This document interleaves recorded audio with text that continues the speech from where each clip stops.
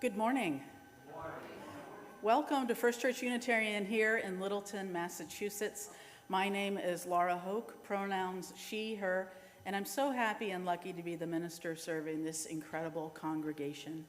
I thank you for being with us today on this 3-day weekend for some of us, so appreciate that. Whether you're here in the sanctuary or whether you're with us online, our time together on Sunday is always better because of your presence. So thank you for being here. Just a reminder that we welcome the sounds of children and babies, so don't worry about that. We all make sounds, and that's okay. It's part of being human.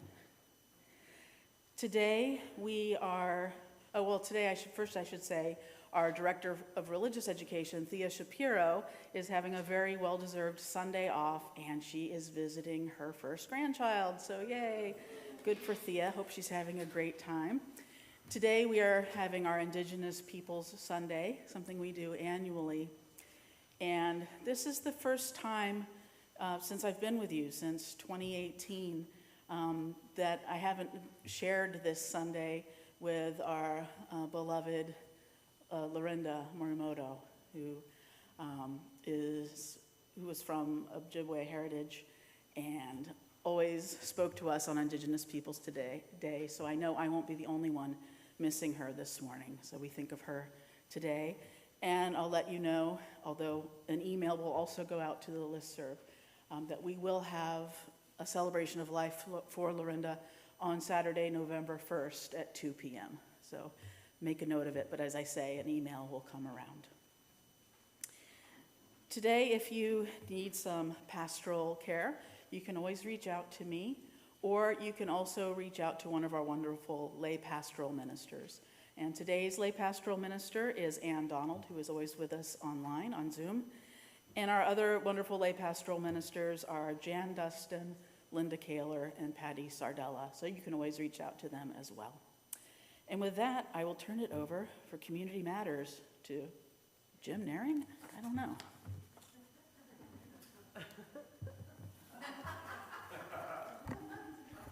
Hi, my name's John Welch. Good morning. Jim is fine, he's just not here this morning. Welcome to First Church Unitarian, to those of you in the pews and online. My pronouns are he, him. I'm a member of the choir, and I also help out with the information technology group. In the past, I've served on lots of different committees, but that's it for today. I'd like to draw your attention to our Community Matters. There are 3 special things, and they're up here on the board too, but next Saturday is No King's Day, and for me at least, this is a very important day. So please go to some event someplace. On Wednesday evening, here at the church, you can come and have some fun making signs for this event. And on Tuesday, there's safety, resilience, and de-escalating training that will be held here at the church. If you plan to attend that, please sign up. We also, next week on the 19th, Sunday, we'll have a warranted meeting. So I'd like you to now listen as Ann Donald, our clerk, reads the warrant for that meeting.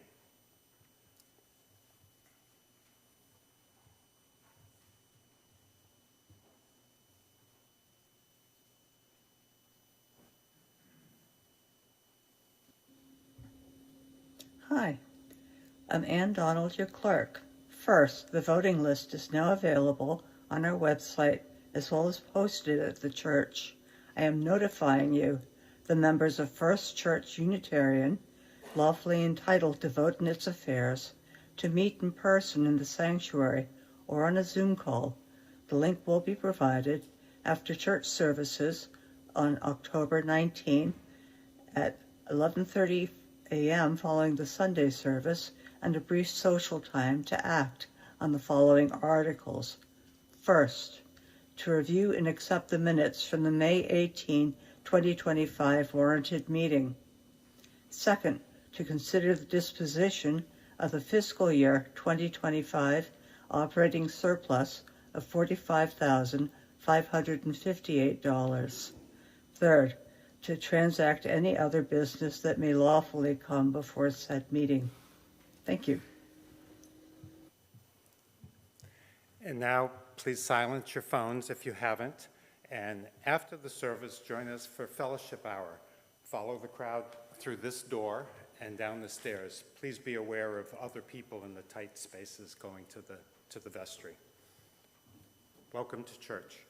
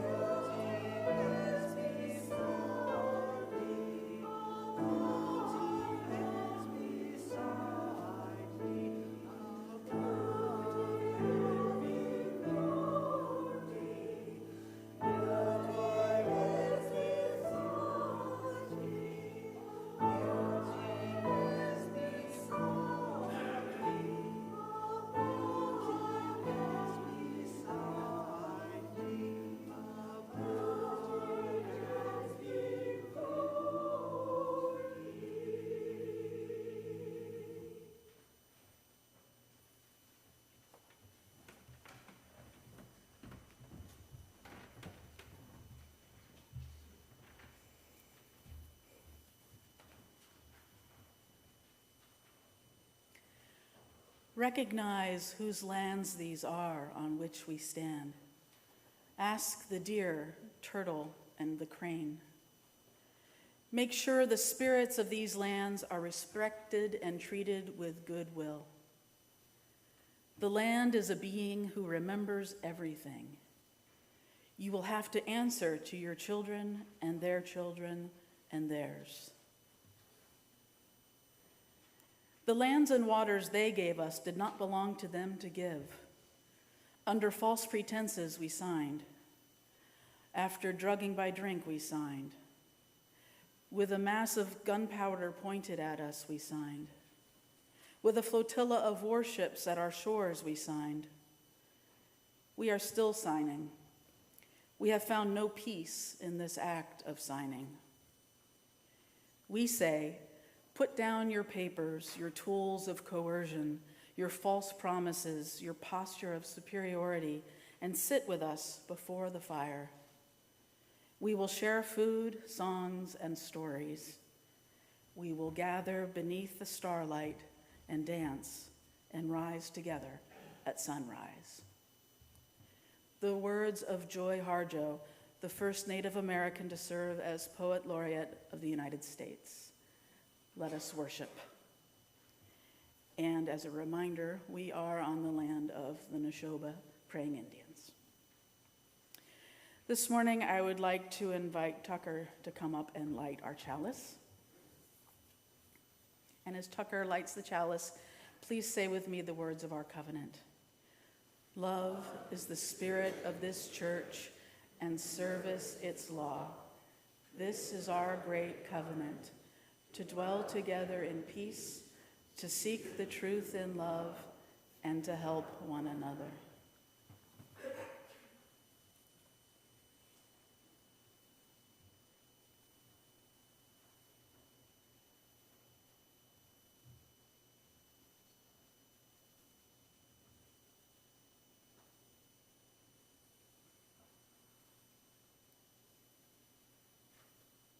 Thank you. Our first hymn this morning is in the gray hymnal at 366. The words will also be on the screens. It's Heleluyan from the Muscogee Creek Nation. I invite you to rise in body or spirit as you're able.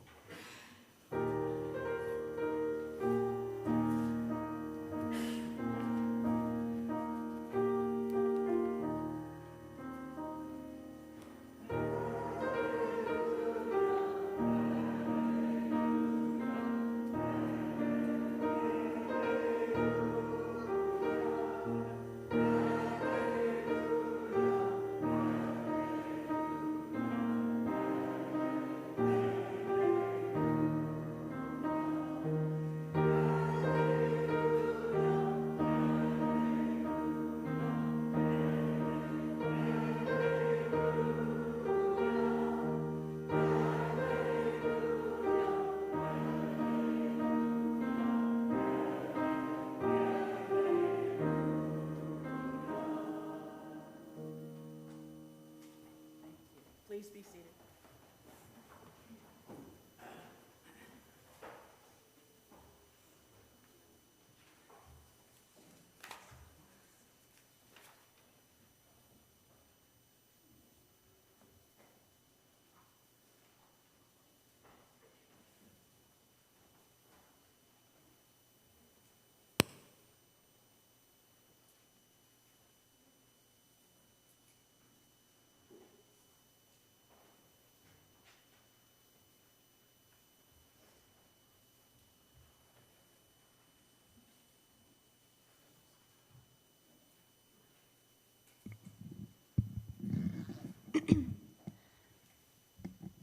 Hi, I'm Emma Riffelmacher, and I'm going to be reading the first blade of Sweetgrass today.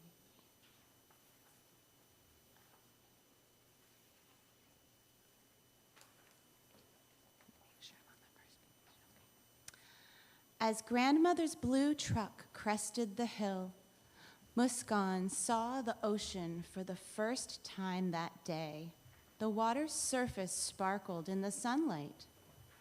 Look, Akomi, this is where we pick sweetgrass, Muscogee asked excitedly.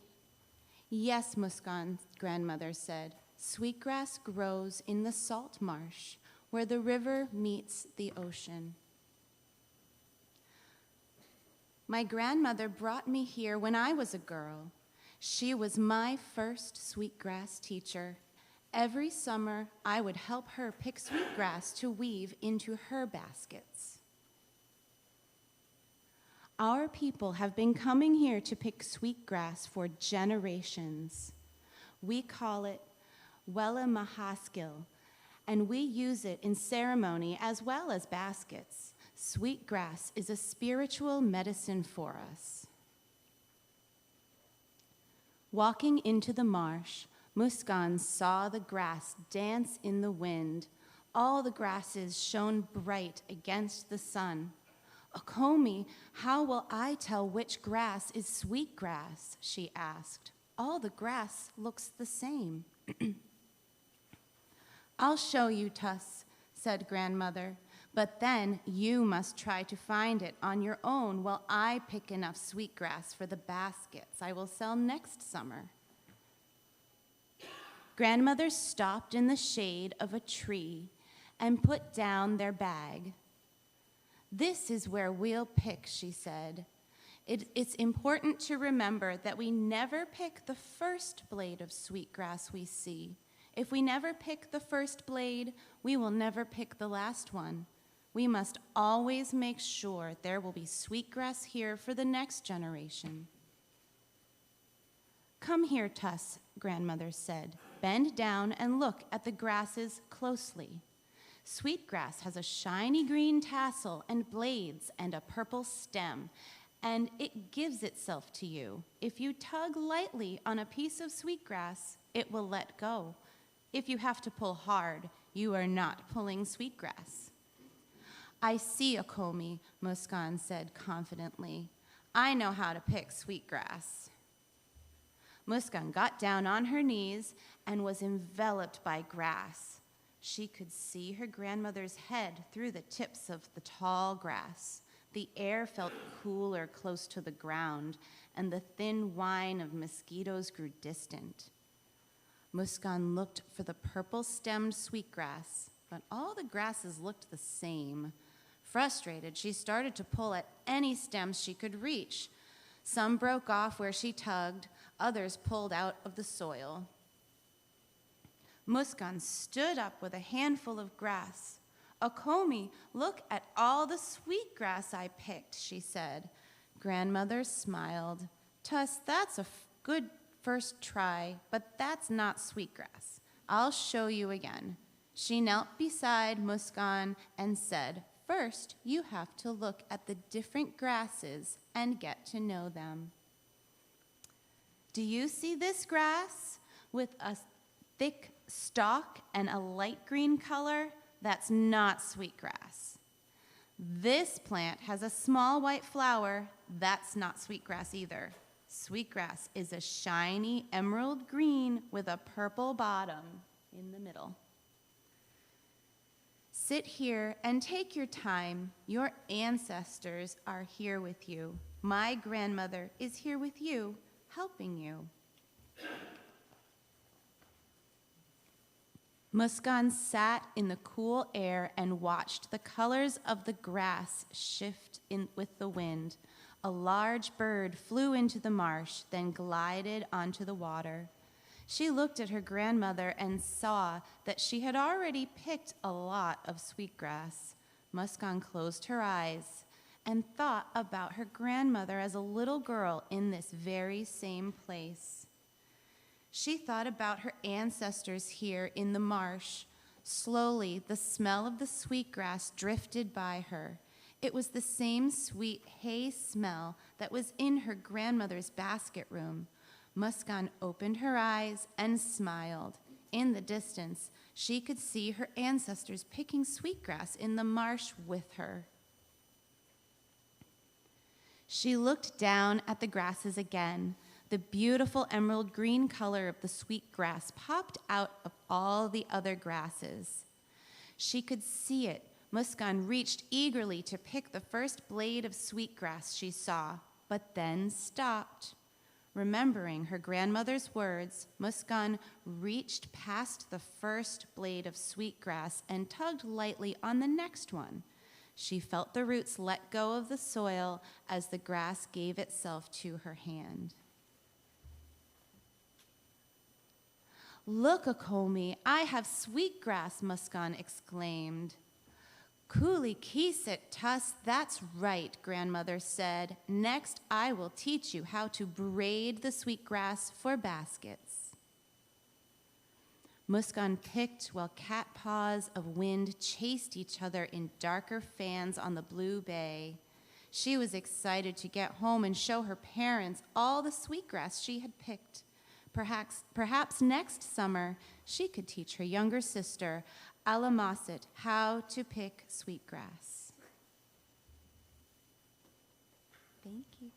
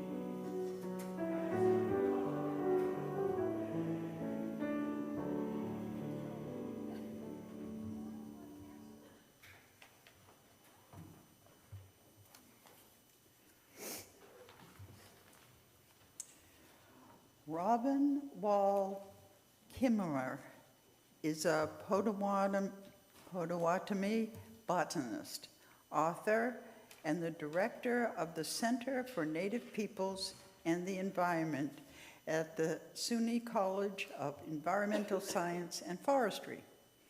She writes that wealth among traditional people is measured by having enough to give away.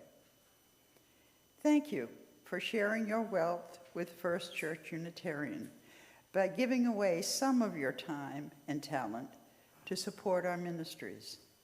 Now, if you are able, we ask that you give away some of your wealth in the form of treasure to support our ministries too. For those in the sanctuary, please put any cash or checks into the plates as they come around. For virtual participants, you can go to our website, fculittle.org, and look for the yellow donate button. There you will see details for how to donate online. You could also send a check to the church through the mail to the attention of the assistant treasurer. Thank you for your generosity. The offering will now be given and received in grateful appreciation.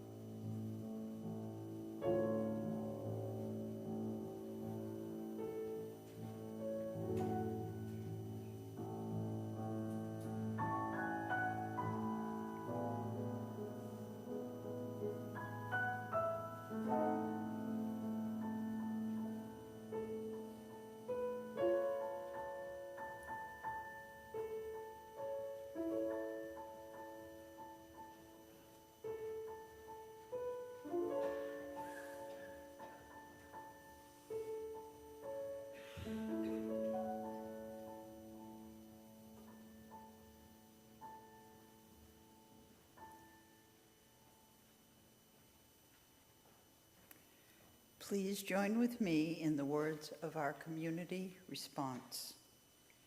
May we be transformed by our giving, and may the world be transformed by our gifts.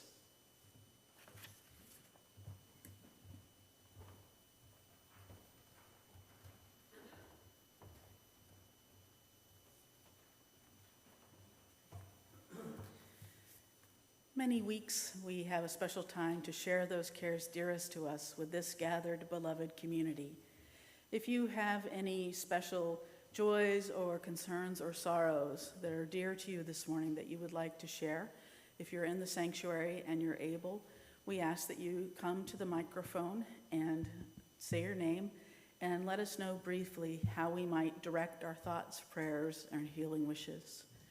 We can also bring the microphone to you where you sit if you wish. For those of you who are with us online on Zoom, you can raise the hand in the reactions area and we will call on you in turn, and we will light a candle for every joy, concern, or sorrow up front. Are there any candles of caring this morning?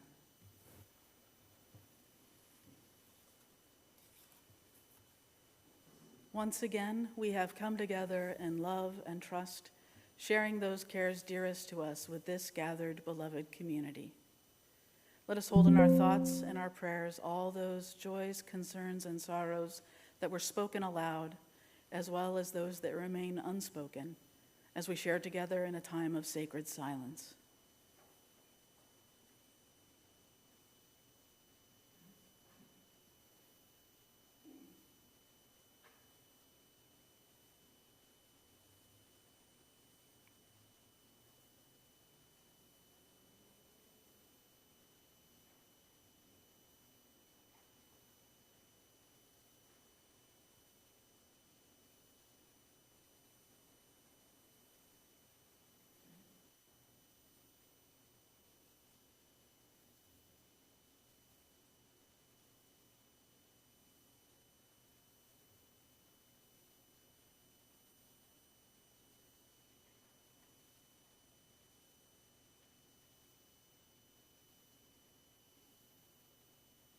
Amen, and blessed be.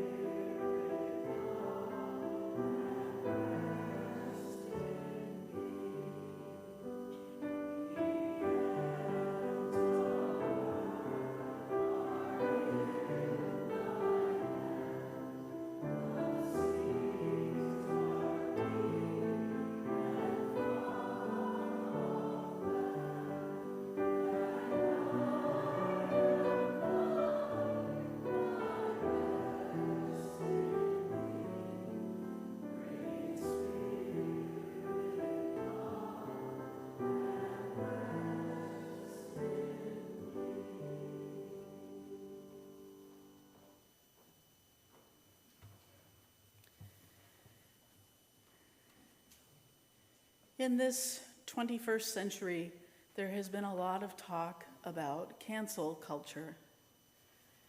Cancel culture, if you're not familiar with the term, is when some person or some organization does or says something very offensive or objectionable, possibly even horrifying, and the public essentially shames the person or organization, withdraws support or patronage from them.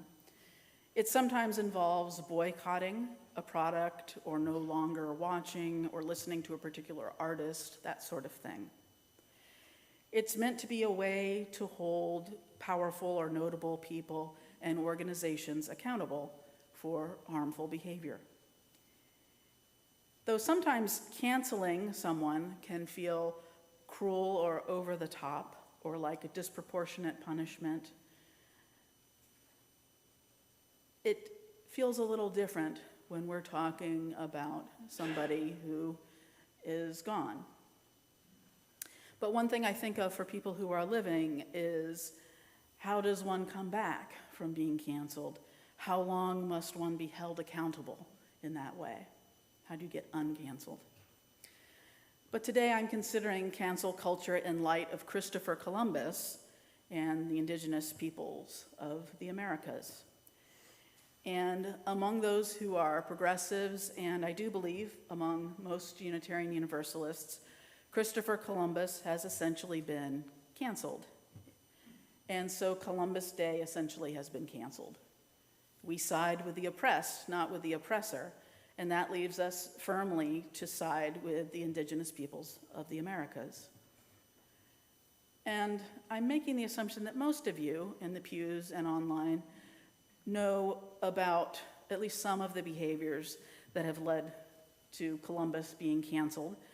Most of us were not taught this in our schools, but over the years we've learned it. I won't belabor it, but briefly, when Columbus came to the Americas, he had his subordinates capture and enslave indigenous people, namely the Arawak and Taino people. Some of them were sent to Spain to be sold. There was sex trafficking of the indigenous girls and women, some as young as 9, according to the records.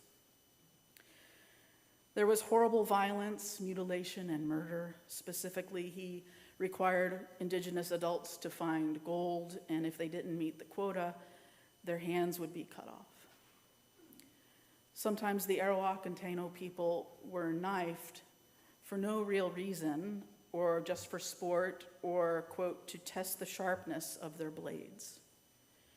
And between all of this horrible violence and the horrific conditions and the famine, which happened due to the agriculture being disrupted, and due to the acquiring of diseases from Europe for which they had no immunity, and the reality that some of the native peoples deliberately ended their lives with poison to escape all of this. The population of the indigenous people in Hispaniola went from approximately 250,000 people to just 500 people in only 6 years. That is genocide, full stop. And so in the 21st century, many of us have abandoned the mythologies that some of us were taught that made Columbus seem like a dashing explorer who was worth emulating in some way, and we have recognized his actions for the atrocities that they were. Now, some reactionaries would say that that's being woke. In fact, this past April, the President of the United States wrote on social media that he was going to bring Columbus Day, quote, back from the ashes, making sure it was celebrated as it has been done for decades. And just yesterday, he issued a proclamation that tomorrow is Columbus Day, saying that he wanted to reclaim Columbus's, quote, extraordinary legacy of faith, courage, perseverance, and virtue. And is so often the case with this president, I find myself outraged and horrified, yet not quite surprised. Thinking about it this week, I realized that cancel culture could be all by itself an interesting sermon topic, particularly when thinking about living people. After all, we Unitarian Universalists like to say that we keep love at the center, and shaming people doesn't look much like love. And leaving little or no room or no clear pathway to redemption is also highly problematic.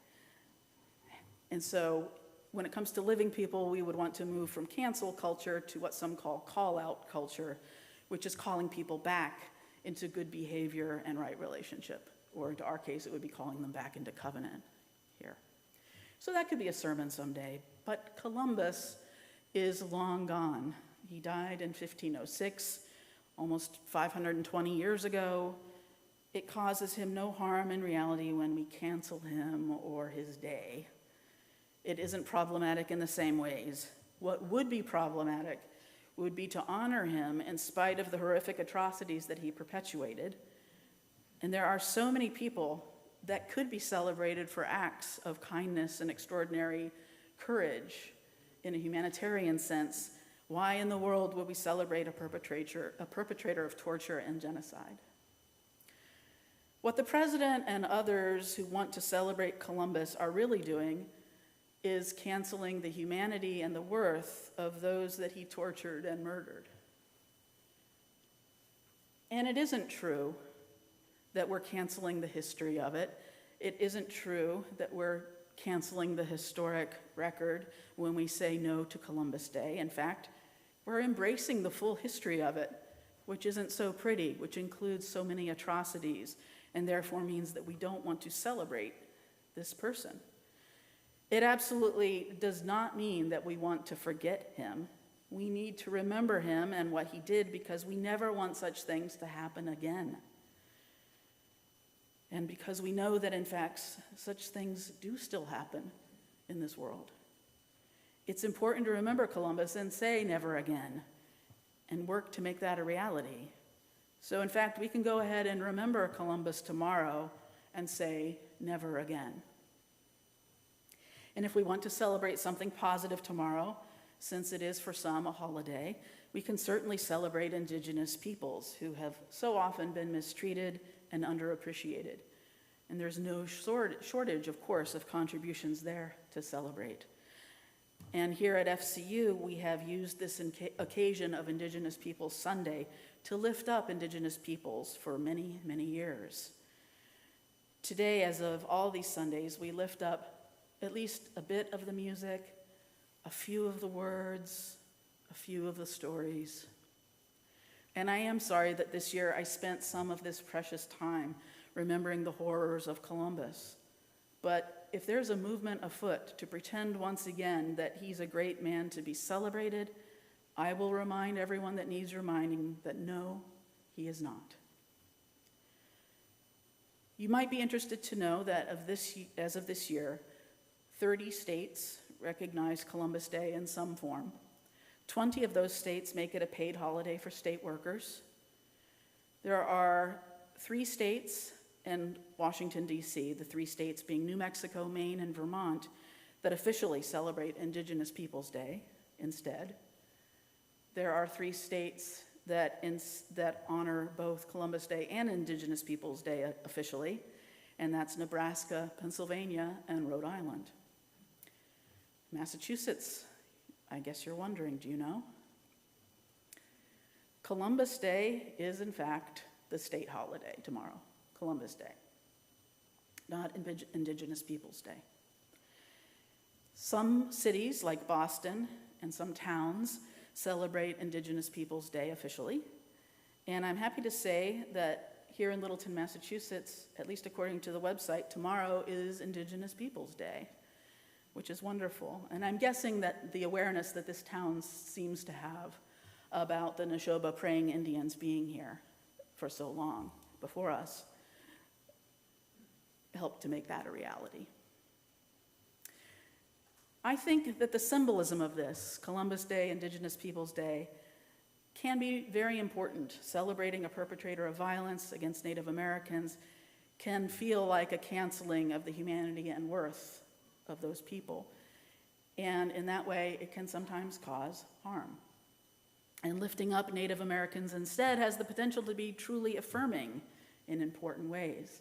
But as I say this, I hear our beloved Lorinda Morimoto in my ear reminding me that sometimes the symbolic changes can almost feel like a distraction in a sense.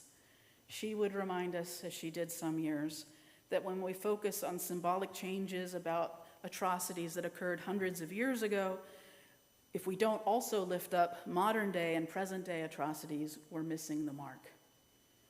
So if we want to be in meaningful solidarity with Indigenous peoples, we need to recognize and lift up the atrocities of today. And sadly, atrocities against Native Americans are not a thing of the past. It isn't just history. It's still a present-day reality. Compared to the rest of the U.S. population, Native Americans have twice the level of poverty, with significantly lower median incomes and lower home ownership. Native Americans also have increasing health disparities compared to the rest of the population. Native lands are still at risk of violation by energy companies and interests. I'm sure most of you remember the Standing Rock struggle of 2016, when the Dakota Access Pipeline violated treaties and destroyed native land for corporate fossil fuel interests. all with the assistance of government authority, both federal and local, and we can't blame that on the present administration. They were not yet in power. Native Americans have historically and even to this day been disenfranchised, struggling against various forms and degrees of voter suppression. Native Americans were not eligible to vote in every state of this country until 1962. And even with the formal right to vote, like African Americans, Native Americans were targeted with voter suppression tactics like poll taxes and literacy tests. There are also challenges related to living on reservations and tribal lands, where many Native Americans don't have formal addresses that are often required for government identification. Reservations and tribal lands also often don't have the resources for their own polling sites, meaning that Native voters sometimes have to travel a significant distance to be able to vote. And that's all been true for quite some time.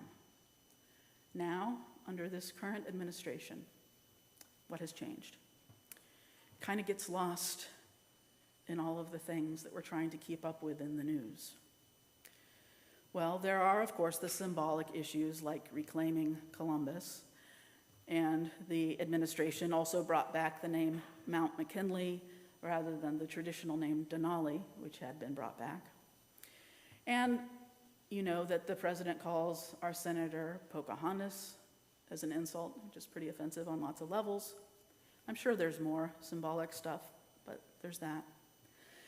In terms of policy, the administration has proposed significant budget cuts to the Indian Health Service and the Bureau of Indian Education, as well as cuts to housing and law enforcement programs designed to help Native communities. The administration has undermined tribal land rights and environmental protections, promoting fossil fuel drilling on tribal lands, as well as trying to take Mashpee Wampanoag land out of the federal trust.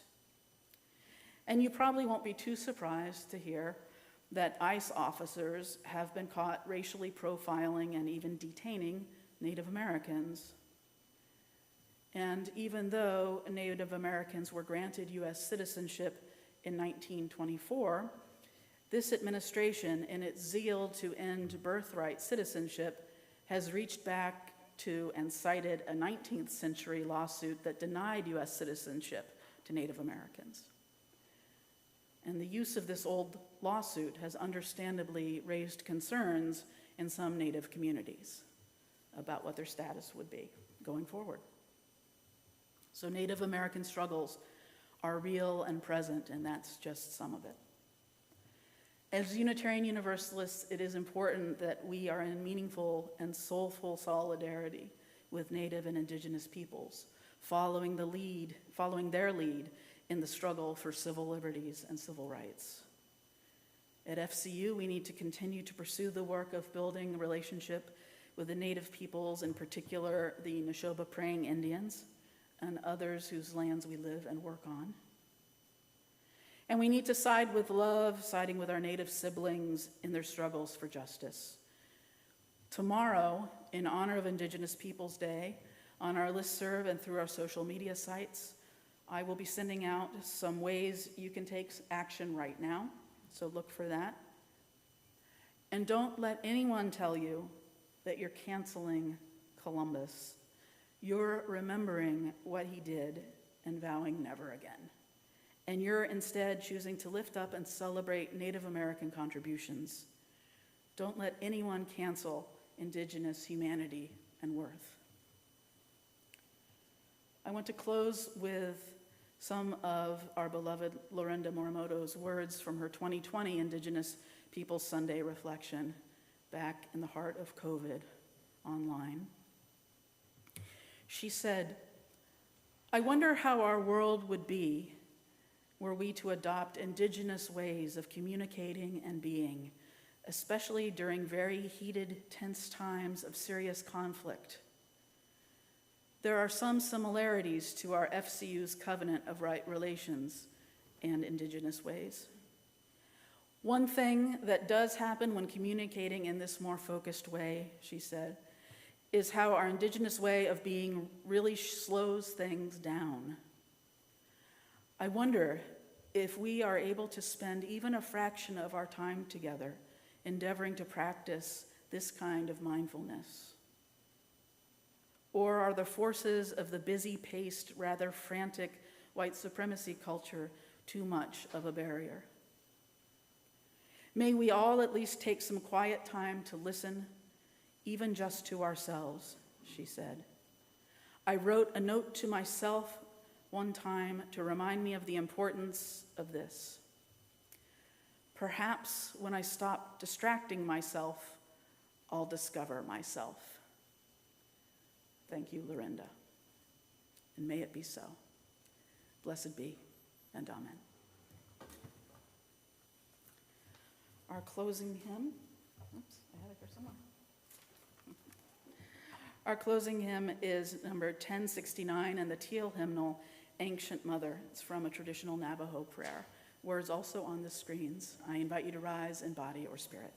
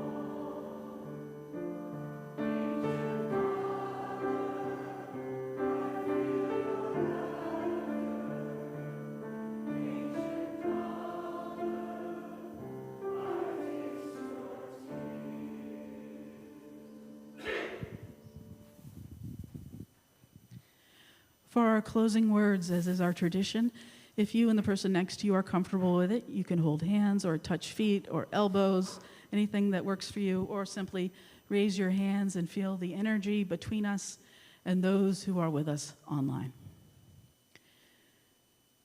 This is from Sherry Mitchell, Walu Hamut Kwaset, Sacred Instructions, Indigenous Wisdom for Living Spirit-Based Change.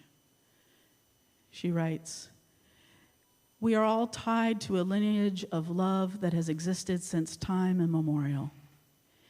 Even if we haven't had a direct experience of that love, we know that it exists and has made an indelible imprint on our souls. It's remarkable to think that the entire span of human life exists within each one of us, going all the way back to the hands of the Creator. In our bodies, we carry the blood of our ancestors and the seeds of the future generations.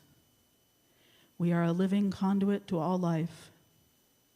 When we contemplate the vastness of the interwoven network that we are tied to, our individual threads of life seem far less fragile. We are strengthened by who we come from and inspired by those who will follow. Let us be strengthened by our ancestors. Let us live in such a way that we can answer to generations that come after us. May it be so. Blessed be, and amen." Please be seated.